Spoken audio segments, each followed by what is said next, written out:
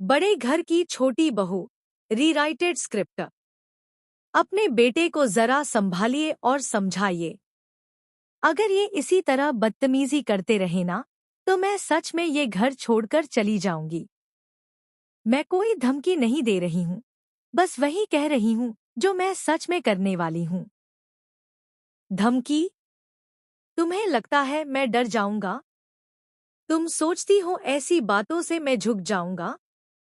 नहीं, आप डरने वालों में से नहीं हैं। आपको तो अपनी इज्जत की भी परवाह नहीं है, इसलिए दूसरों की इज्जत की जिम्मेदारी भी आप नहीं लेते।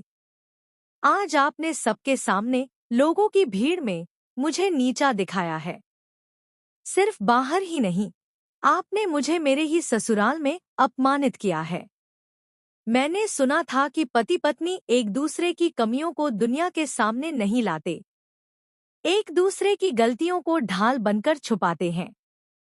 लेकिन आपने हमेशा मेरी हर गलती गिनाई है, हर बार मुझे छोटा साबित किया है।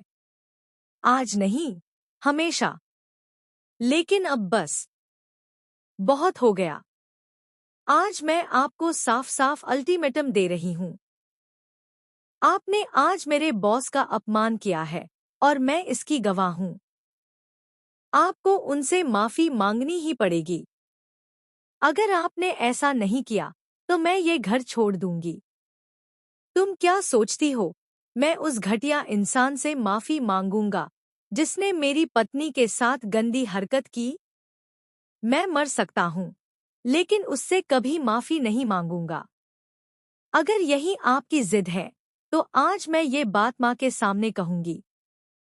अगर आपने माफी नहीं मांगी, तो मैं चली जाऊंगी। अर्जुन, मैं आपसे प्यार करती हूँ, इसलिए आपको थोड़ा वक्त दे रही हूँ। सच का पता लगाइए। अपने सवालों के जवाब खुद ढूंढिए।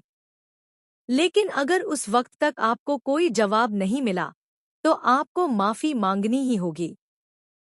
और अगर आपने ऐसा नहीं किया, तो मैं आपके साथ नहीं रहूंगी। तुम मेरे साथ नहीं रहोगी? हमारी दूसरी शादी के बाद पहली बार आज तुमने मुझसे ये कहा है। अच्छा है, कम से कम सच तो सामने आया। लेकिन ये बात याद रखना, अगर आज हमारा रिश्ता टूटा, तो मैं कभी भी, किसी भी हालत में इस घर में वापस नहीं आऊंगी। इस बार चाहे माँ खुद मुझे बुलाने आ जाए, तब भी नहीं।